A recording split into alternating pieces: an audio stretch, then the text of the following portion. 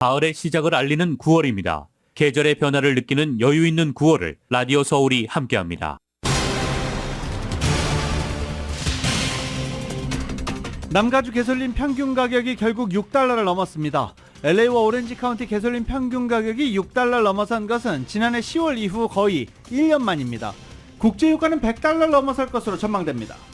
LA 카운티의 개솔린 평균 가격은 이에 따라 어제보다 무려 11.2센트가 급등해서 $6.027, 오렌지 카운티는 전날 대비 11센트가 상승한 $6.022를 기록하고 있습니다. 지난 주말 팜데일에서 발생한 셰리프 경관 총격 살해 사건 용의자가 체포됐습니다. 폰타나 지역에서는 오늘 새벽 규모 3.0의 지진이 발생했습니다. 지난달 캘리포니아 주택 가격이 상승세를 지속한 반면 주택 매매는 여전히 부진한 상황을 이어갔습니다. 이처럼 치솟는 캘리포니아 주택 가격으로 인해 젊은 세대들의 내집 장만이 힘들어진 가운데 하우스 별채 ADU가 그 대안으로 떠오르고 있습니다. 헐리우드 작가조합과 영화 제작업체 간의 협상이 이번 주 재개될 것으로 알려졌습니다. 4개월이 넘게 진행된 파업이 마무리될지 관심이 모아집니다. 한편 파업 중인 전미 자동차 노조 측은 22일 정오까지 중대한 진전이 없다면 파업 참여 공장을 보다 확대하겠다고 경고했습니다.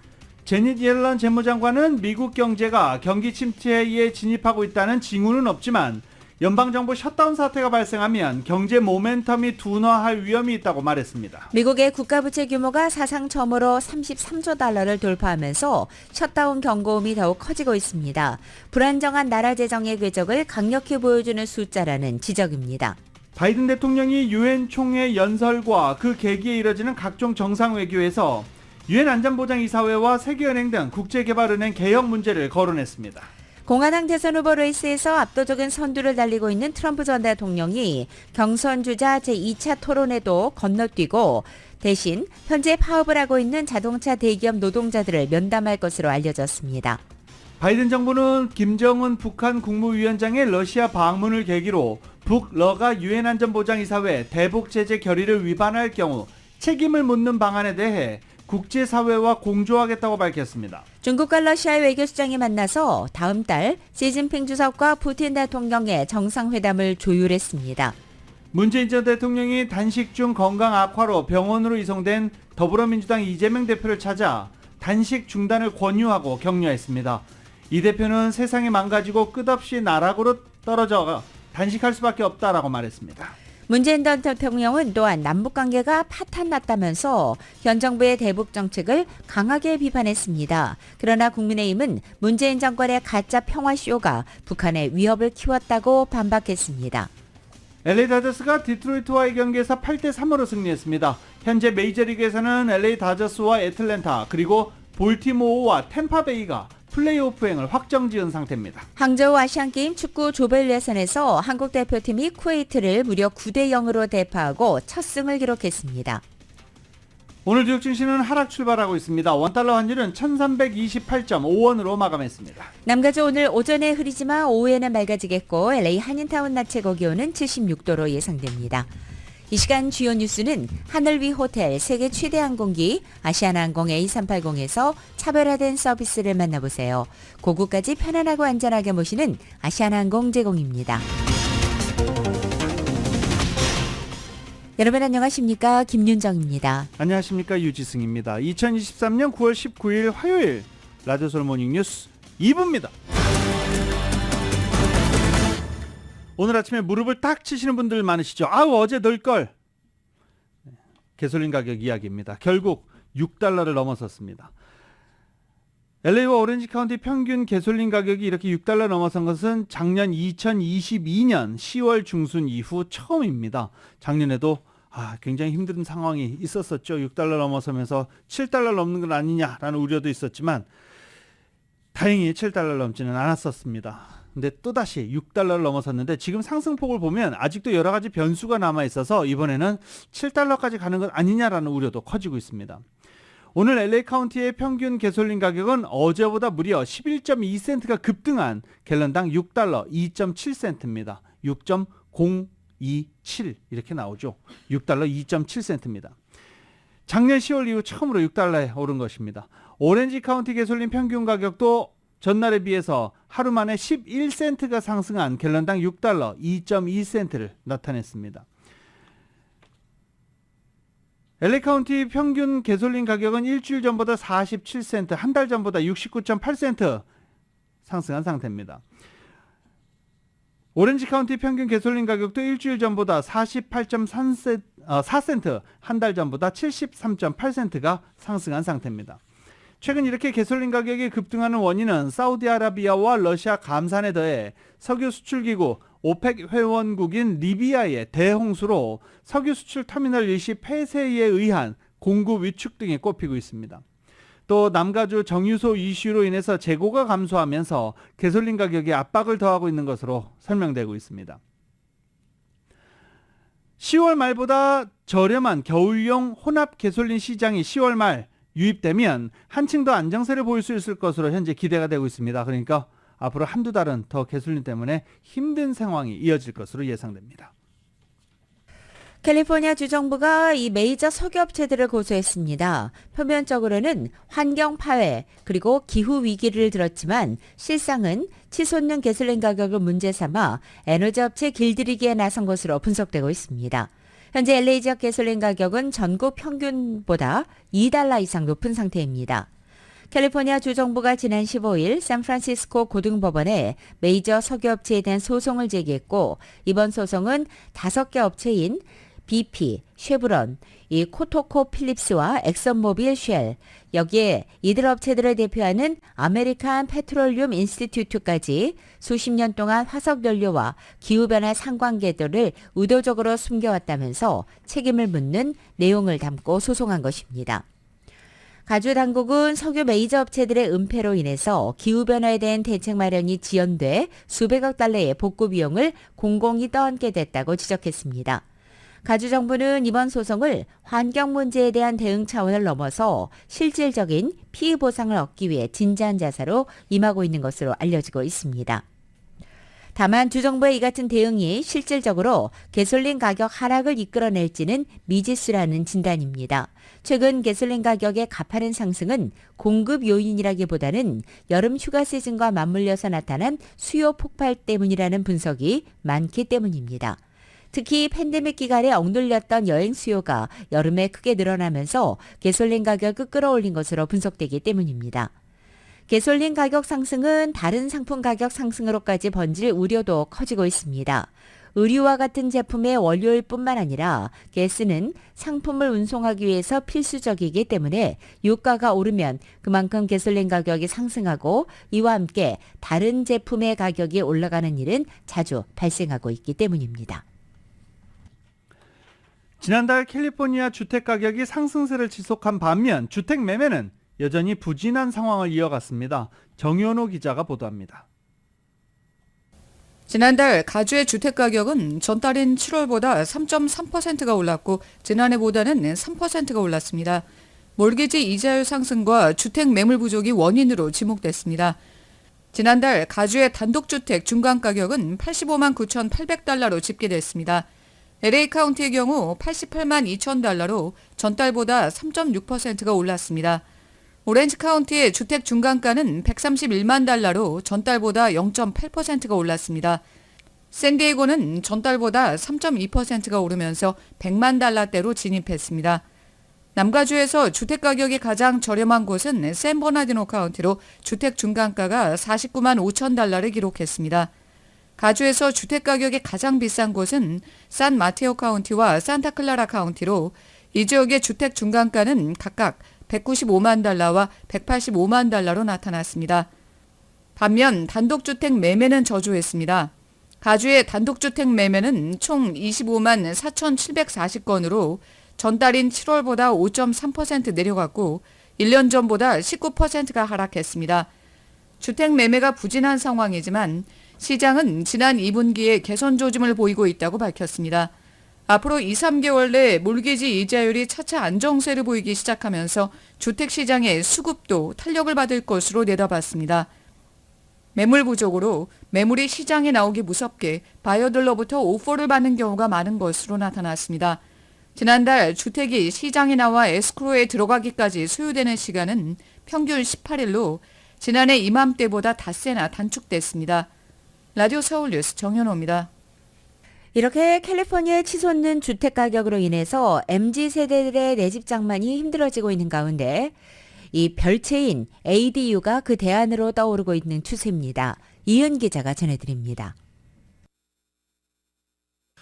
2002년 이래로 최고치를 기록한 모기지 이자율과 100만 달러를 넘나드는 LA론 주택 가격으로 인해 별채인 ADU를 첫집으로 삼는 MZ세대 신혼부부들이 늘어나고 있습니다. 일명 그래니 유닛이라고 불리는 ADU란 기존의 주택 뒷마당에 위치한 낡은 차고나 창고 혹은 뒷마당 빈 공간을 활용해 주거 공간으로 개조한 별채 개념입니다. ADU가 최근 MZ세대 젊은이들에게 인기를 누리는 이유는 비용 절감입니다. 갓 결혼한 젊은 부부들이 주택을 당장 장만하기 어려운 상황에서 부모님 집 뒷마당 공간을 활용해 보금자리를 마련하는 형태로 ADU가 많이 지어지는데, 이 경우 젊은이들은 별개의 주거 공간을 가지면서도 모기지나 렌트비를 세이브할 수 있다는 이점이 있습니다. 넓은 부모님 집 마당에 마련된 별채에서 신혼인 아들이나 딸 내외가 함께 사는 형태입니다. 500에서 800 스퀘어 피트 정도로 투베드룸 규모의 ADU가 신축이 가능하다 보니 ADU는 비용뿐만 아니라 규모 면에서도 이점이 있습니다. 모어랜드 프로퍼티스의 케네스 주 대표입니다. 본체에서 하는 게 아니고 본체가 떨어져 있는 뒷뜰이라든지 앞뜰이라든지 이렇게 있기 때문에 그 시큐리티 면에서나 시큐어 면에서나 좀 별도죠. 별도로 봐야겠죠. 예. 투유닛에 같았습니다. 예. 가주에서는 주택난 해소 방안으로 2017년부터 ADU 신축 규정이 완화되고 지난 2020년부터 시행된 법으로 한 주택에 2개의 그레니 유닛 신축이 가능해지면서 그레니 유닛에 관한 수요와 관심이 높아지고 있습니다. LA의 경우 하우징이 많이 모자라다 보니 넓은 뒷마당이 있는 집주인들은 빈 공간을 늘리지 않고 인컴 프로퍼티로 ADU를 지어 렌트로 내놓다 보니 MZ세대 세입자들을 유치하는 경우가 점점 늘어나고 있습니다. 그냥 생전 모르는 그냥 다른 테넌트로 둘 경우는 조금 시큐어 하는 면에서 조금 그렇죠. 예, 그렇지만 렌트를 받으니까 인컴이 프로듀스 되니까 많이 도움이 되겠네요. 가주의 주택 가격이 천정부지로 치솟으면서 젊은이들이 주택 다운 페이먼트를 마련하는 것이 더 어려워지면서 MZ세대 청년들에게 주택 구매는 점점 현실적으로 어려운 상황이 되고 있습니다. 라디오 서울 뉴스 이은입니다. LA시의 긴급 임대인 지원 프로그램이 시작됩니다. 오늘 발표할 예정인데요. 이 긴급 임대인 지원 프로그램은 노숙자 전락 위험이 있는 저소득 임차인들을 대상으로 최고 6개월간 임대료를 지원해주는 방식입니다. LA시의회가 긴급 지원한 1억 5천만 달러에 달하는 예산을 지역 내 저소득 세입자들을 위해 지원하기로 하면서 가능해졌습니다. 세입자 퇴거 유예 조치가 끝났을 때 통과된 건데 상당히 오랜 시간이 지났죠. 네, 이제서야 프로그램 신청을 받는 것입니다. 이번 임대인 지원 프로그램을 통해 임대료 지원을 받으려면 LA시가 요구하는 몇 가지 기준을 충족해야 합니다. 한 가구 내에 한 명 이상이 실업을 했거나 가구 소득이 감소했거나 상당한 비용이 발생했거나 또는 2020년 3월부터 지금까지 재정적 어려움을 겪었다는 것을 증명하는 서류를 제출해야 합니다. 재정적 어려움은 임대료를 지불하지 않은 상태가 한 달 이상 됐거나 가구 소득이 거주지역 중간소득의 80% 이하면 신청할 수 있습니다. 체류 신분은 상관없습니다. 하지만 LA시에 거주해야 합니다. 신청은 월요일부터 금요일까지 주중 오전 8시부터 6시 사이에 가능하고 신청 마감일은 10월 2일 월요일 저녁 6시까지입니다. 신청 마감일은 10월 2일부터입니다. 오늘 발표가 되면 언제부터 신청을 할 수 있을지 오늘부터 할 것으로 기대가 되고 있는데요. 오늘부터 10월 2일까지 신청을 할 수 있습니다. 신청은 전화로도 할 수 있고 온라인으로도 할 수 있습니다. 이 필요하신 분 필기를 하셔야 될 것 같습니다. 전화는요. 1888-379-3150 1888-379-3150번으로 할 수 있고 온라인 신청은 housing.lact.org housing.lact.org에서 가능합니다. 오렌지 카운티 주택국도 저소득층 임대료를 지원하는 섹션 8 바우처 프로그램 신청 접수를 시작했습니다. 오렌지 카운티 주택국은 어제 저녁 8시부터 섹션 8으로 불리우는 HCV 신청 접수를 시작한 것입니다. 신청 자격은 연소득이 1인 기준으로 5만 250달러 미만, 2인 기준은 5만 7,400달러 미만, 3인은 6만 4,600달러 미만, 4인은 7만 1,750달러 미만입니다. 접수 마감은 29일 밤 11시 59분이고 신청은 이 웹사이트 오렌지 카운티 주택국 웹사이트를 통해서 할 수 있습니다. 한편 HCB는 연방지원 프로그램 일환으로서 저소득층 가정과 노인, 장애인들에게 임대료를 보조해주고 있습니다. 라디오서울 모닝뉴스 함께하고 계십니다.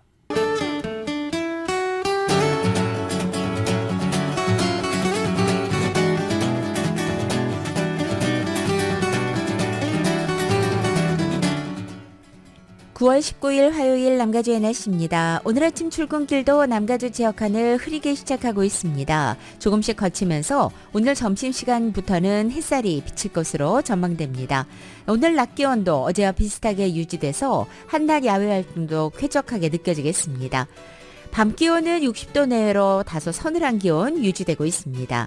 수요일인 내일도 내일 낮 기온 오늘보다 2, 3도가량 내려앉고 목요일에는 낮 기온이 이번 주 중 가장 서늘한 하루가 되면서 70도 내외까지 떨어지겠습니다. 그리고 목요일 아침 한때는 이슬비 소식까지 나와 있습니다. 이번 주말에는 낮 기온이 조금 오르긴 하겠지만 다음 주 중까지도 남가주 지역은 당분간 예년 기온을 밑도는 초가을 날씨가 계속되겠습니다. LA 한인타운의 오늘 낮 최고 기온 76도, 밤 최저 기온은 60도, 오렌지 카운티 지역 78도, 63도, 밸리와 일랜드 암파이어 지역 82도, 59도, 해안 지역은 72도, 63도 예상됩니다. 한국은 오늘 전국적으로 비가 내리겠습니다. 서울의 오늘 아침 최저 기온이 65도, 낮 최고 기온은 72도로 예상됩니다.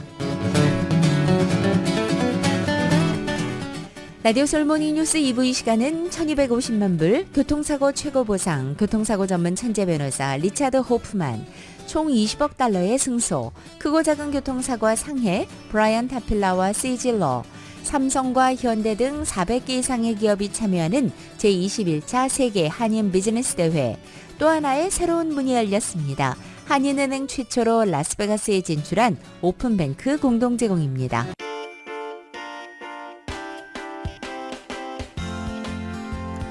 라디오솔 모닝뉴스 2부 이 시각 현재 프리웨이 교통 상황입니다. 먼저 210번 이스트 방향입니다. 프루트 스트리트과 만나는 지점 고장 차량 한 대 멈춰 있습니다.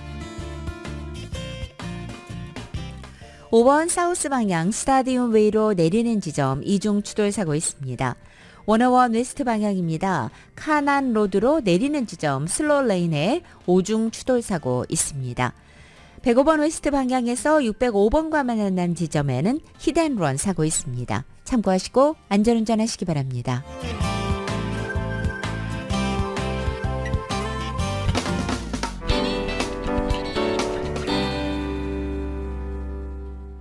라디오솔 모닝뉴스 함께하고 계십니다. 잠시 유엔 총회 다녀오겠습니다. 네. 바이든 대통령이 연설을 했죠. 바이든 대통령이 유엔 총회 연설을 통해서 북한의 지속적인 도발을 규탄하고 외교적 방법을 통한 한반도 비핵화 의지를 확인했습니다. 바이든 대통령은 유엔 총회 연설에서 우리는 북한이 유엔 안전보장이사회 결의 위반을 이어가고 있다는 것을 규탄한다며 그러나 우리는 한반도 비핵화를 위한 외교를 약속한다라고 강조했습니다. 바이든 대통령은 취임 이후 앞서 행한 두 차례 유엔 연설에서도 북한의 안보 저해 행위를 지속적으로 규탄한 바 있습니다. 그리고 바이든 대통령은 이 자리에서 우크라이나와 함께 있다라고 이야기하면서 우크라이나 지원을 계속 이어갈 것이라고 이야기를 했습니다. 안토니오 구테레스 유엔 사무총장도 유엔 본부에서 열린 첫날 연설을 통해 유엔 개혁을 촉구하기도 했습니다. 구테레스 사무총장은 세상은 변했지만 유엔은 변하지 못했다며 21세기 경제 지형과 정치적 현실에 맞춰 유엔을 새롭게 해야 할 때가 됐다라고 말하기도 했습니다.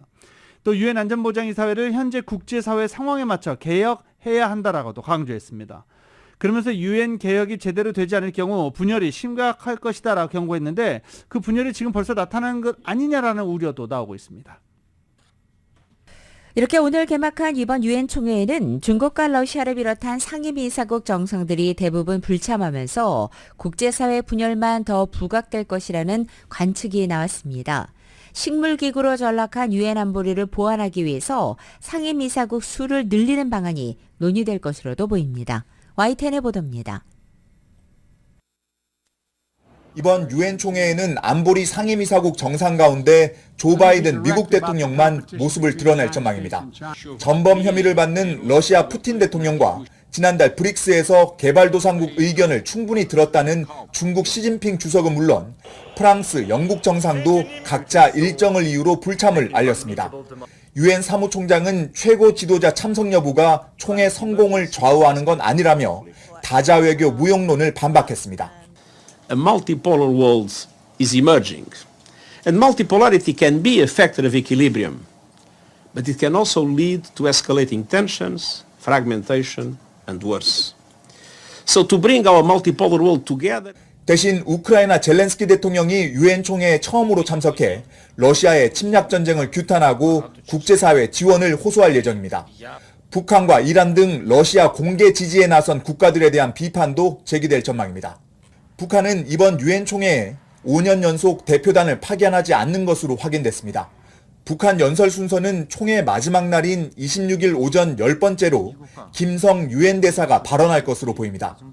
유엔 총회에 참석한 국제원자력기구 사무총장은 북한의 핵 위협을 우려하며 대화에 나설 것을 거듭 촉구했습니다. North Korea has become a de facto nuclear weapon possessor state, which is, of course, objectively not a good development. But this does not relieve us from the necessity to talk to them. 사실상 식물기구라는 비판이 나오고 있는 유엔 안보리를 보완하는 방안에 대한 논의도 미국 주도로 이뤄질 전망입니다.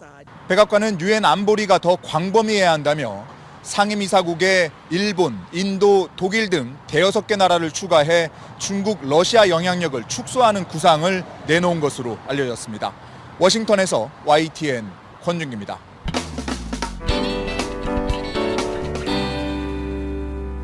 라디오서울 모닝뉴스 함께하고 계십니다. 이 유엔 총회 관련 소식은 내일 조금 더 자세하게 연결해서 보도해드릴 수 있도록 하겠습니다. 로컬로 돌아오겠습니다. 남가주 폰타나시에서 지진이 오늘 새벽 발생했습니다.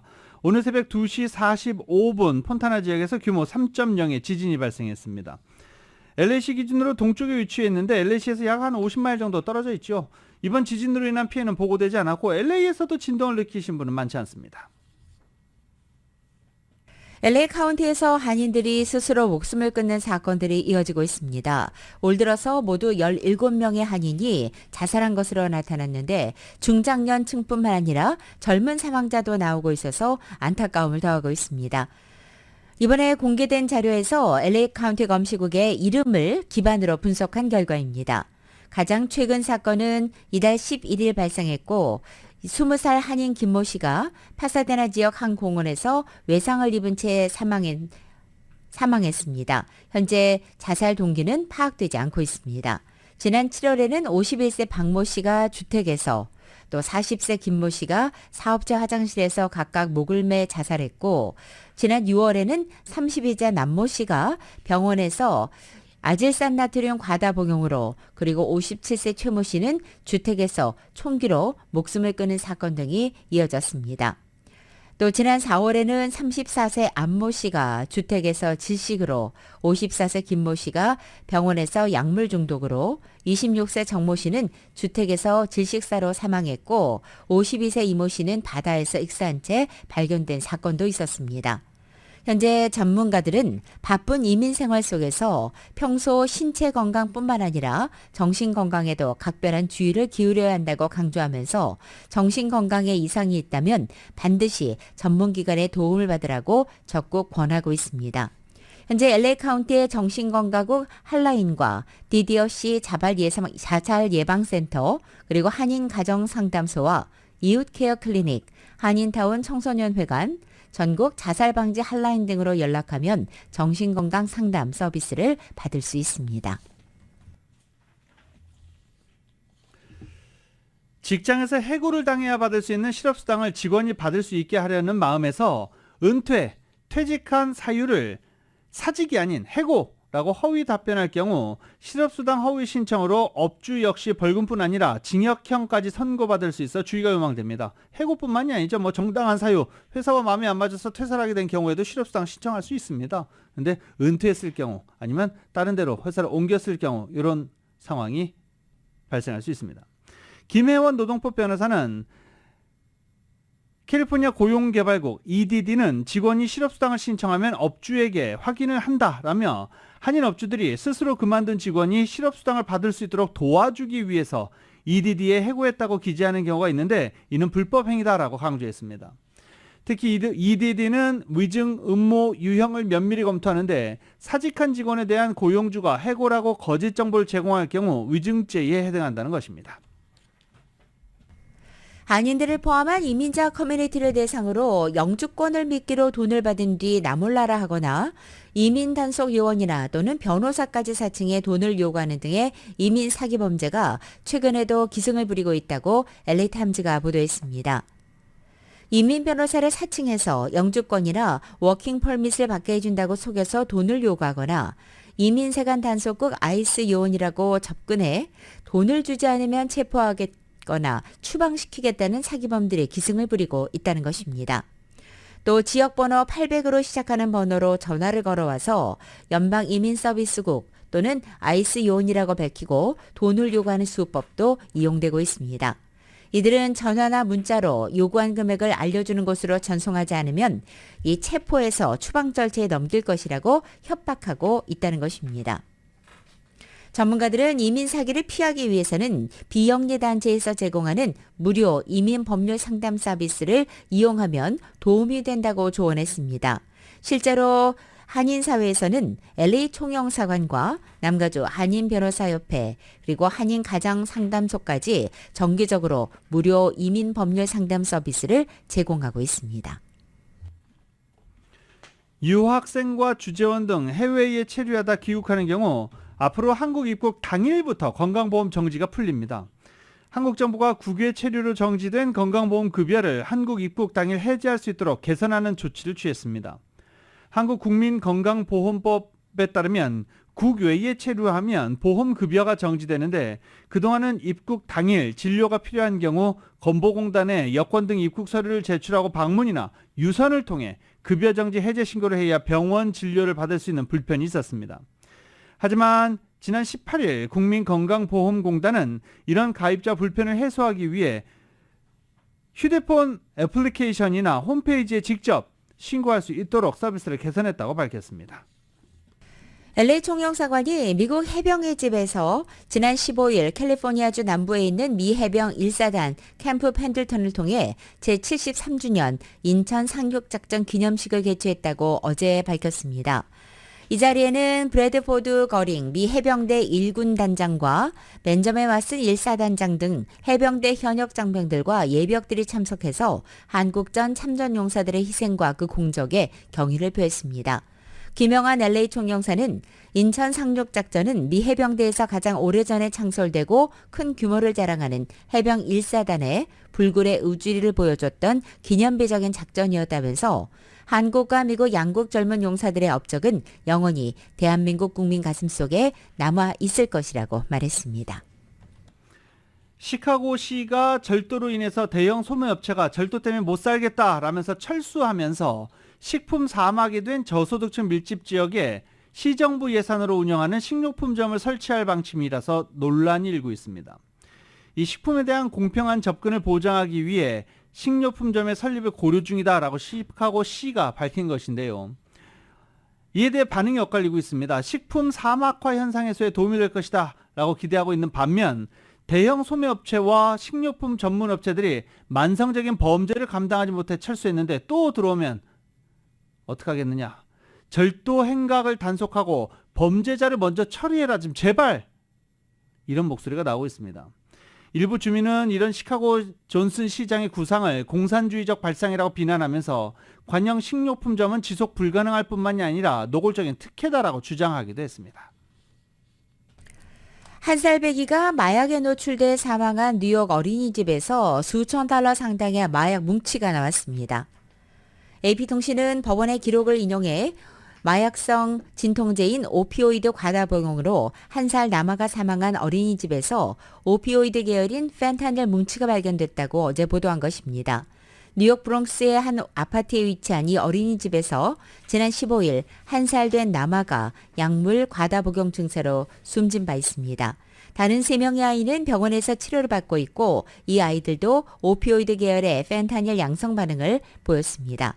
마약은 아이들이 낮잠을 자는 매트 주변에서 발견됐습니다. 경찰은 또 펜타닐과 다른 마약을 섞는 데 쓰이는 포장기가 이 어린이집 복도장과 방 안에서도 발견됐다고 밝혔습니다.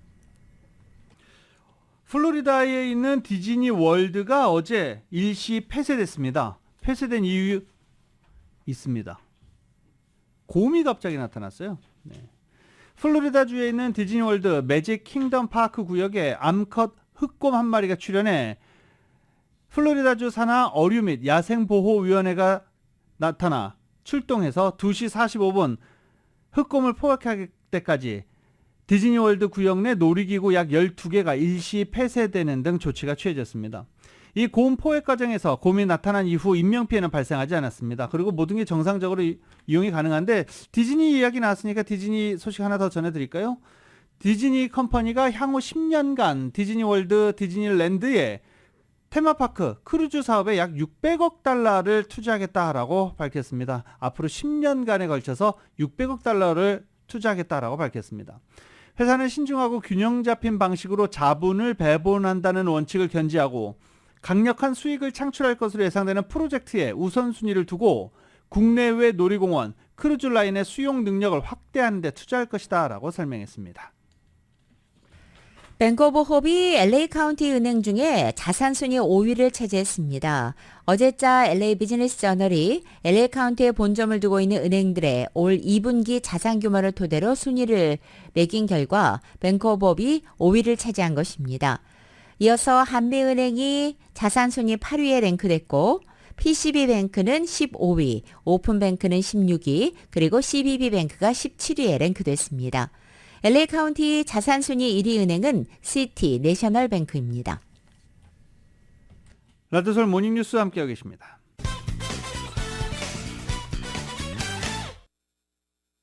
라디오솔 모닝뉴스 함께하고 계십니다. 대형 은행들의 차입금이 증가하고 있고 이는 은행들의 지급 준비금의 경고등이 켜진 것이란 주장이 나왔습니다. 시티은행은 연방준비제도 자료를 분석한 결과 미국 내 대형 은행들의 차입금이 지난달 700억 달러나 늘어난 것으로 나타났습니다.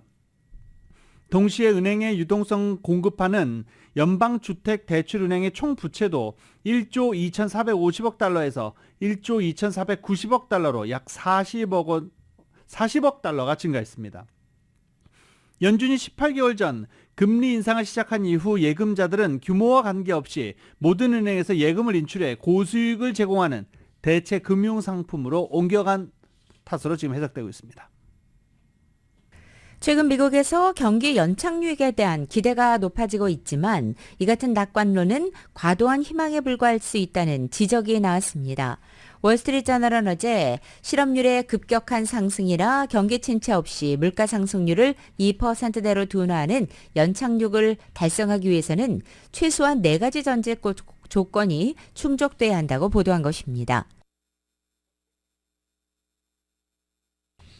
첫 번째 조건은 연준이 고금리를 장기간 유지하지 않는 것입니다. 고금리가 이어질 경우 경기가 돌연 침체에 빠질 확률이 높아지기 때문입니다.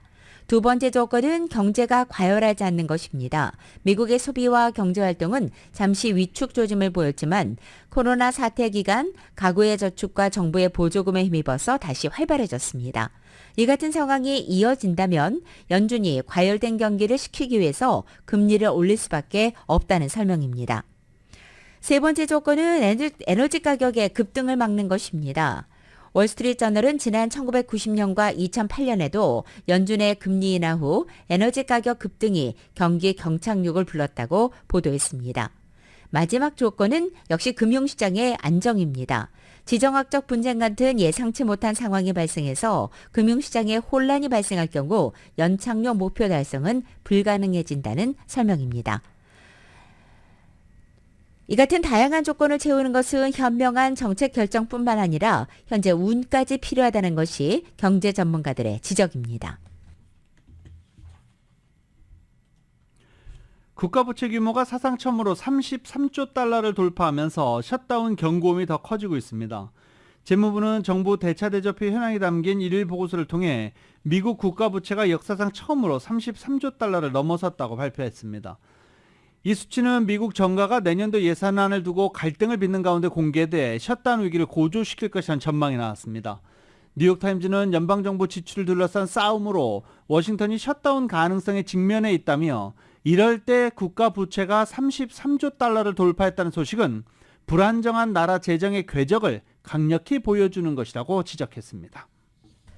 연준이 오늘과 내일 이틀 동안 9월 연방공개시장위원회 FOMC 정례회의를 갖습니다. 금리 인상 여부는 회의가 끝나는 내일 발표됩니다. 월간의 연준이 이번 회의에서 기준금리를 동결할 것으로 예상하고 있습니다. 다만 투자자들은 인플레이션 압력이 커지고 있어서 연준이 연내 추가로 금리를 인상할지 여부를 주시하고 있습니다. 구체적으로 이번 9월 회의에서 금리를 동결하고 11월 회의에서는 0.25%포인트 올리는 베이비 스텝을 단행할 수 있다는 것입니다. 많은 투자자들이 기대하고 있는 금리 인하는 내년에나 가능할 것으로 전망되고 있습니다. 중국과 러시아 외교수장이 만나 다음 달 시진핑 주석과 푸틴 대통령 정상회담을 조율했습니다. 왕이 외교부장이 중러 전략안보협의 참석차 모스크바로 갔습니다. 다음 달 1대1로 정상포럼 계기 시진핑 주석과 푸틴 대통령의 회담을 조율하기 위한 행보로 해석되고 있습니다. 앞서 북한 김정은 위원장의 방러 결과는 물론 왕 부장과 제이크 셜리번 미 국가안보보좌관이 지중해 몰타에서 만나 논의한 내용도 공유했습니다. 왕이 중국 외교부장은 양국의 협력은 3국을 겨냥한 게 아니며 외부 간섭을 받지 않는다. 제3국에 우리의 관계가 좌우될 일은 없다라고 말했습니다. 댐 붕괴에 따른 대홍수로 막대한 피해가 난 리비아에서 무너진 건물 잔해 속에서 안타까운 수색 작업이 계속되고 있습니다. 동서로 갈린 두 행정부의 엇갈린 대응이 피해를 더 키웠다는 지적이 나오고 있습니다. YTN입니다. 댐이 무너지면서 대홍수가 휩쓸고 간 리비아 북동부 데르나. 형체도 없이 사라진 건물 잔해를 원망하며 한 여성이 하염없이 울부짖습니다. 콘크리트에 깔린 것으로 보이는 남동생 가족들을 애타게 찾고 있는 이 여성. 눈에 선한 5명의 조카와 남동생 부부를 한 명 한 명 애타게 불러봅니다. 물폭탄이 지나가며 폐허로 변한 상점가에서는 힘겨운 복구 작업이 시작됐습니다. 방치된 시신 등으로 인한 전염병 확산을 막기 위해 도심 곳곳에서 방역 작업도 실시됐습니다.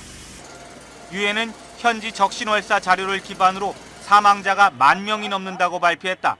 하루 만에 세계보건기구 집계를 이용해 3,900여 명으로 정정했습니다. 생존자 수색이 진행 중인 만큼 정확한 희생자 규모 파악은 어렵다고 유엔 측은 설명했습니다.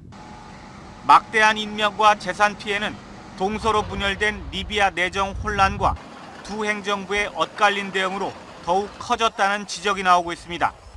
10년 넘게 이어진 정치 분열로 댐 유지 관리가 제대로 이루어지지 않아 쉽사리 무너진 데다 댐 붕괴 이후 대피하라, 집에 머물라는 엇갈리는 지시가 함께 내려진 것으로 주민들은 증언하고 있습니다.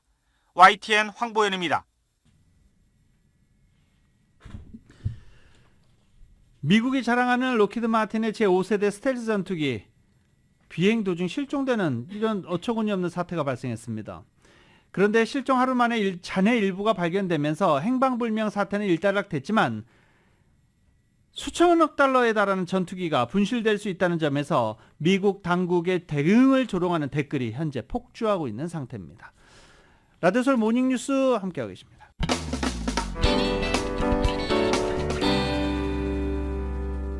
라디오솔 모닝뉴스 함께하고 계십니다. 오늘 스포츠 소식은 잠시 내일로 미뤄놓겠습니다. 오늘 한국 축구대표팀이 아시안게임에 나가는 한국 축구대표팀이 이 조별 예선에서 쿠웨이트를 9대0으로 대파했다. 이 소식 짧게 전해드리고 제가 오늘 전해드릴 뉴스가 많아서 다른 뉴스로 넘어가겠습니다. 이 코로나 바이러스 팬데믹을 거치면서 창업 도전자 비율이 21세기 들어 가장 높은 수준으로 올라갔지만 사업을 지속하지 못하고 폐업하는 비율도 상승한 것으로 나타났습니다. 뱁슨 대학이 발표한 연례 보고서 글로벌 창업 모니터에 따르면 작년 1월 기준 미국 성인 중 과거 3년 6개월 사이 창업했거나 창업 과정에 있는 사람의 비율은 19%에 달했습니다. 1999년 이후 가장 높은 수치입니다. 그리고 아랍에미레이트, 사우디아라비아에 이은 3위에 해당하는 것으로 알려지고 있습니다. 스타벅스가 과일 이름을 내세운 음료에 과일이 들어가지 않았다는 이유로 집단 소송에 직면했습니다.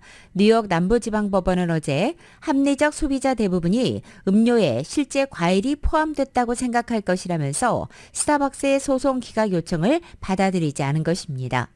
지난해 8월 뉴욕과 캘리포니아 출신의 원고 2명은 망고 드래곤 프루트과 파인애플 패션 프루트 그리고 스트로베리 아사히 레모네이드 레프레셔 등에 실제로는 망고나 패션 프루트 그리고 아사히가 없어서 스타벅스가 여러 주에 걸친 소비자보호법을 위반했다며 소송을 냈습니다. 원고가 주장한 피해 집단에 대한 배상 금액은 최소 500만 달러로 전해졌습니다.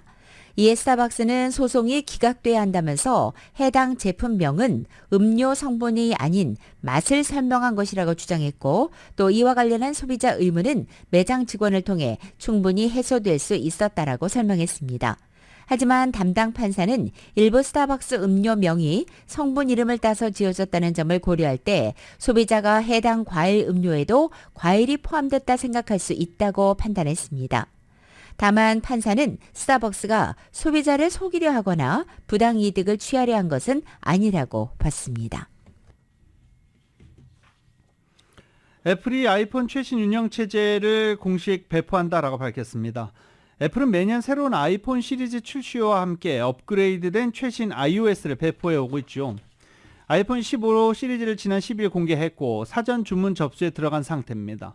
새로운 운영체계는 여러 가지 기능이 업그레이드 됐습니다. 아이폰끼리는 연락처를 서로 입력하지 않아도 기기만 서로 갖다 대면 연락처가 공유되는 네임 드롭 기능이 추가됐습니다. 그리고 전화를 걸 때 상대방의 아이폰에 뜨는 자기 모습을 이용자가 정할 수 있고 집 등 특정 장소에 도착하면 가족이나 친구 등 미리 설정한 사람에게 도착했음을 알리는 체크인 기능도 포함되어 있습니다. 또 음성 메시지를 남기면 즉시 실시간으로 메시지 스크립트를 확인할 수 있는 기능도 들어가 있습니다. 지난해 8월 미국의 인플레이션 감축법 IRA가 발효된 이후에 미국 시장에서의 한국 친환경차 판매가 9개월 연속 증가했습니다. 한국산업통상자원부는 어제 2023년 8월 자동차 산업 동향 자료를 통해 이같이 발표했습니다. 미국 시장에서 IRA 대상이 되는 한국 자동차 업체들의 친환경차 판매량은 지난해 12월부터 올해 8월까지 9개월 연속 증가세를 이어간 것입니다. 특히 올해 8월의 실적은 IRA가 발표된 지난해 8월 대비 151% 증가해서 13,800대로 역대 8월 중 최고치를 기록했습니다.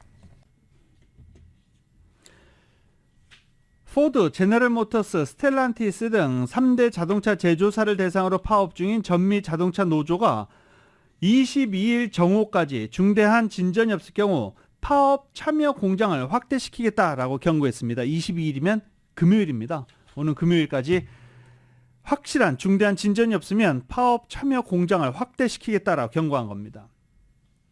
숀 페인 자동차 노조 위원장은 노동자들은 자동차 3사에서 일들을 바로잡을 수 있도록 충분히 오래 기다렸다며 금요일 정오가 새로운 데드라인이다라고 밝혔습니다.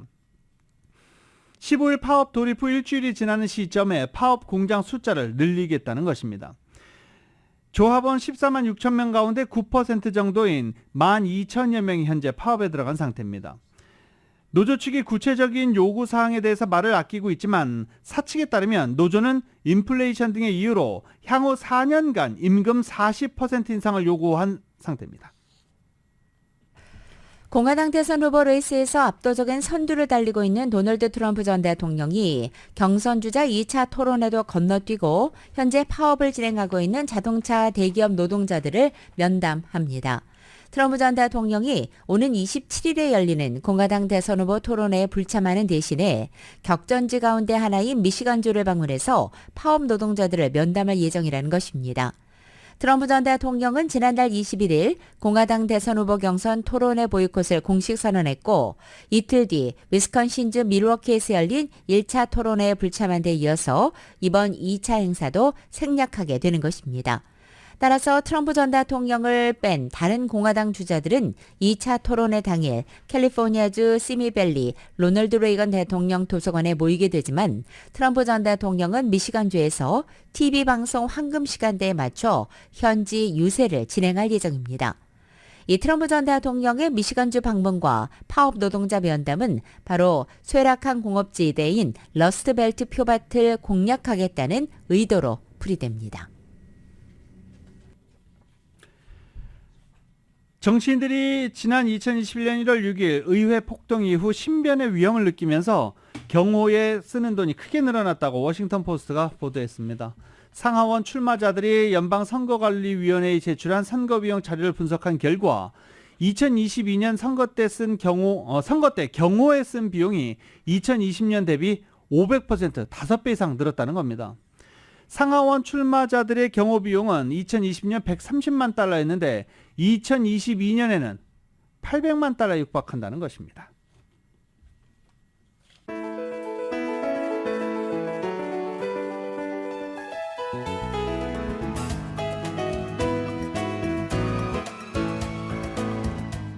(2023년 9월 19일) 화요일에 전해드린 라디오 서울 모닝뉴스 여기서 마치겠습니다. 요새 주변에 콜록콜록 기침하시는 분들 상당히 많으시죠. 일교차가 클 때 감기 걸리시는 분들 상당히 많습니다. 요새 또 감기랑 코로나 바이러스랑 혼동되고 두 개 다 같이 걸리시는 분들도 많고 그러니까 건강에 각별히 유의하시는 그런 시간 되시기 바라겠습니다. 2023년 9월 19일 화요일에 전해드린 라디오 서울 모닝뉴스 마치겠습니다. 지금까지 진행의 유지승, 김윤정이었습니다. 라디오 솔 모닝뉴스 2부 이 시간은 1250만 불 교통사고 최고 보상, 교통사고 전문 천재 변호사 리차드 호프만, 총 20억 달러의 승소, 크고 작은 교통사고와 상해 브라이언 타필라와 시질러, 삼성과 현대 등 400개 이상의 기업이 참여하는 제21차 세계 한인 비즈니스 대회, 또 하나의 새로운 문이 열렸습니다. 한인은행 최초로 라스베가스에 진출한 오픈뱅크 공동 제공이었습니다. 잠시 후 9시에는 강혜신의 오늘의 미국이 방송됩니다. 함께해 주신 여러분 고맙습니다.